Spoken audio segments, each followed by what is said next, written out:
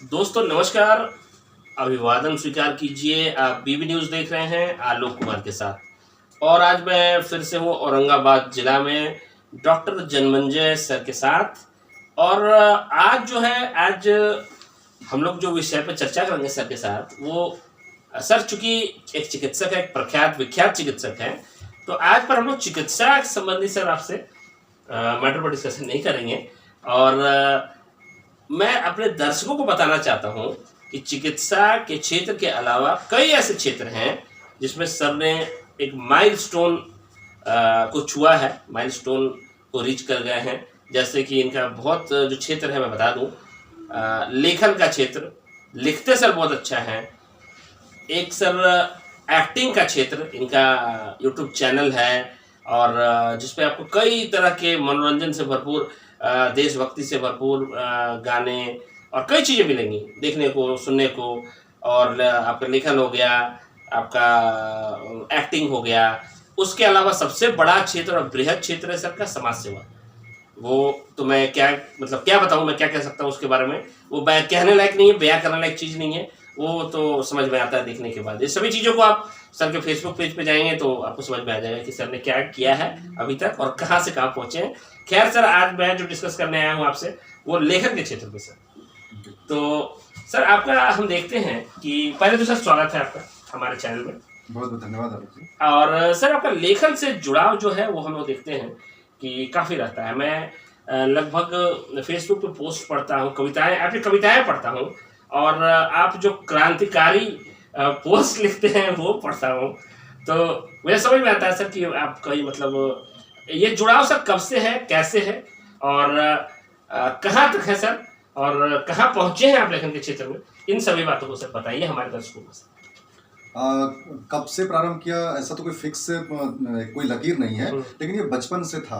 लोगों को जानकर के बड़ी कौतूहल होगी कि ये आखिर मेरे अंदर ऐसे आया कहाँ से और किनके इंस्पिरेशन से आया। तो मेरे पिताजी ने हिंदी में ही स्नातकोत्तर किया हुआ है और उसके चलते घर में साहित्य का माहौल रहता था, बहुत सारी किताबें रहती थी। इसका प्रवाह तो रहा ही और इसके प्रभाव और प्रभाव के चलते ही मैंने लिखना प्रारंभ किया। जब मैं 8वीं में था तो मैंने पहली एक कविता लिखी थी, हिंदी के माथे पर बिंदी। और वो हिंदी दिवस था। अच्छा। और उस पर मुझे तालियां मिली थी और वहां से हिंदी के माथे पे बिंदी। अच्छा। ये बड़ा शानदार कविता था, 10-12 पंक्तियों की कविता थी और इसकी प्रशंसा मुझे मिली थी। सर अगर आपको याद अगर है तो उसका 2 लाइन पहले तो सर हम लोग सुनना चाहेंगे। जो बहुत पुरानी सी कविता है वैसा तो कुछ नहीं, लेकिन हिंदी के तारीफ में ही ये कविता थी कि हिंदी हमारी जननी है, हिंदी हमारी मातृ है, हिंदी के माथे पर बिंदी हो।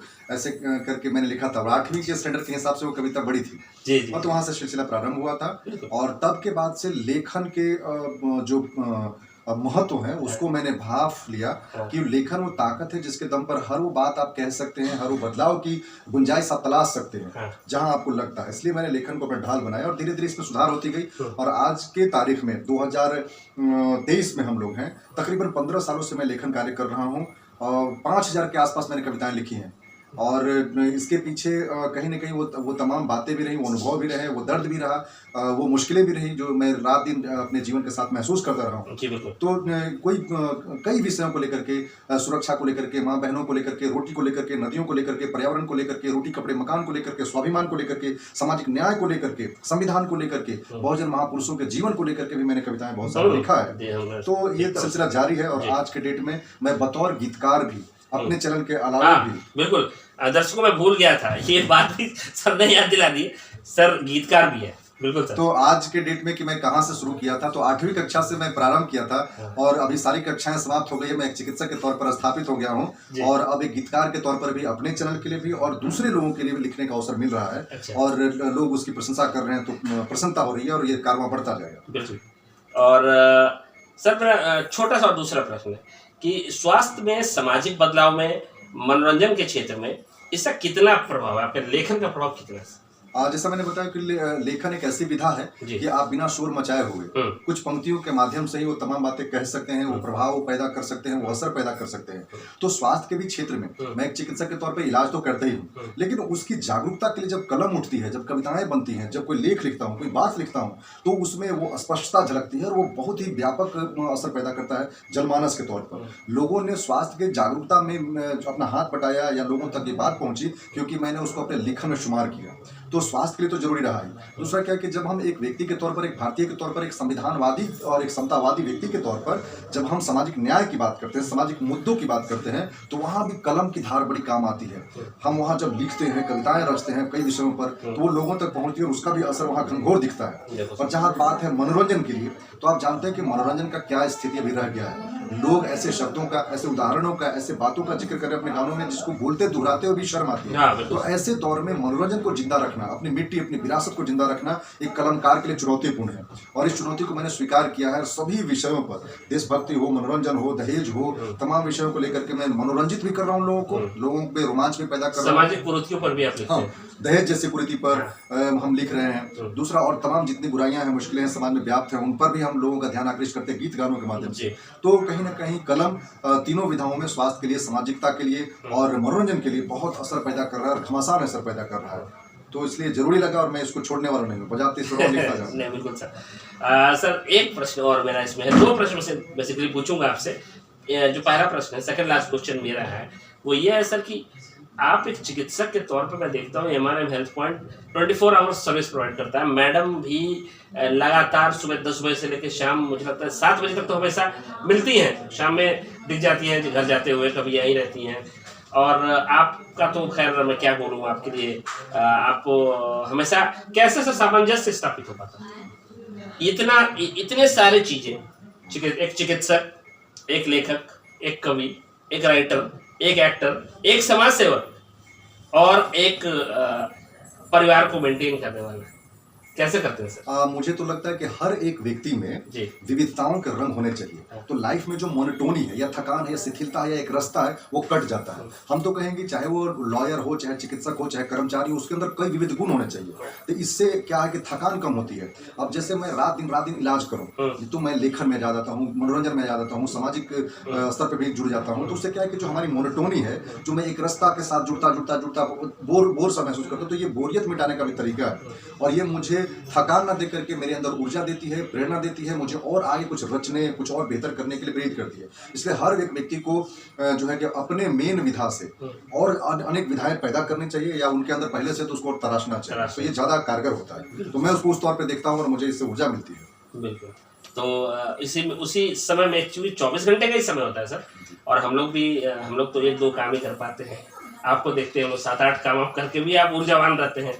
और हमारे जैसे मित्रों के साथ बैठ के आप समय भी देते हैं शाम में, तो हम वही देख पाते हैं सर कि कैसे आप कर पाते हैं 24 घंटे के कार्यकाल में ही सब कुछ मैनेज करना, है ना? तो ये बिल्कुल प्रबंधन का चीज है। हाँ। 24 घंटे के फ्रेम को कौन व्यक्ति किस तरीके से प्रबंधित करता है, कितना देर खाने, कितना देर सोने, कितना देर रचनात्मक कार्यों को करने में लगाता है, तो ये प्रबंधन जब आती है, समय का प्रबंधन, तो ये सब कुछ हो जाता है। वरना आपको ऐसे भी लोग मिल जाएंगे जो 18 घंटा सोने में गुजार रहे हैं, है ना? तो प्रबंधित करना बहुत जरूरी है समय को। तो दर्शकों, आपने देखा, एक इतने चीजों के बाद एक सफल प्रबंधक भी है सर।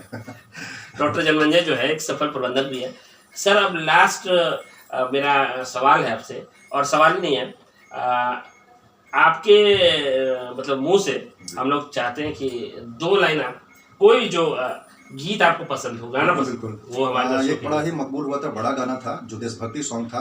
ऐ वतन तेरी मिट्टी का कर चुकाना मुश्किल है, रग रग में तेरी खुशबू शामिल, इससे भुलाना मुश्किल है। ये गाना मैंने लिखा था और बहुत ही मशहूर संगीत निर्देशक अविनाश झा घुंगरू जी, जो बहुत प्रख्यात म्यूजिक डायरेक्टर हैं, तकरीबन 150-200 फिल्मों में संगीत दिया है, उनका संगीत था इसमें। और राजा हसन, एक बड़ा नाम है आवाज, उन्होंने इसको गाया था। तो वो गाना कुछ इस कदर का था कि ऐ वतन तेरी मिट्टी का कर्ज चुकाना मुश्किल है, रग रग में तेरी खुशबू शामिल, इसे भुलाना मुश्किल है। तो ये गाना ऐसा कुछ था और ये बहुत ही मकबूल और बड़ा गाना है। बहुत खूब सर।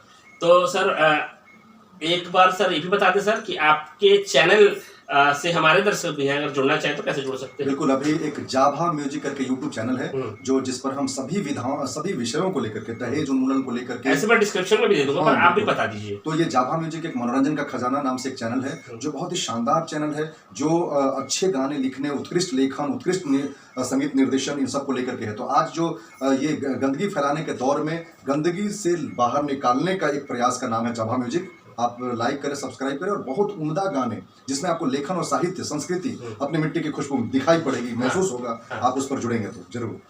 तो दर्शकों, जाभा म्यूजिक सर का चैनल है और मैं तो बहुत लंबे टाइम से जुड़ा हुआ हूँ और सब कुछ उसमें सर की एक्टिविटीज़ आती रहती हैं तो हम देखते हैं उसमें और हमेशा सुनते रहते हैं, देखते रहते हैं। आप लोग भी अपने पास सब्सक्राइब करें और सर के फेसबुक पेज से भी जुड़ सकते हैं। तो सारी एक्टिविटीज़ आप देखेंगे कि एक कैसे एक सफल चिकित्सक, एक सफल प्रबंधक, एक कवि, एक लेखक, एक एक्टर और एक गीतकार, और इन सभी के अलावा अपने पूरे परिवार को मैनेज करके चलने की कला जो है, ये सीखने वाली बात है जनमंजय सर से, डॉक्टर जनमंजय से। तो अभी मैं उनके साथ था, आपको सुनवाया, कविता सुनवाया, गीत सुनवाया, और इनका काफ़ी मतलब समय जो होता है, हेक्टिक शेड्यूल होता है, उसमें से समय कुछ समय आपके लिए निकाला हमने। तो बने रहिए हमारे साथ अगली कड़ी तक, तब तक के लिए धन्यवाद, नमस्कार।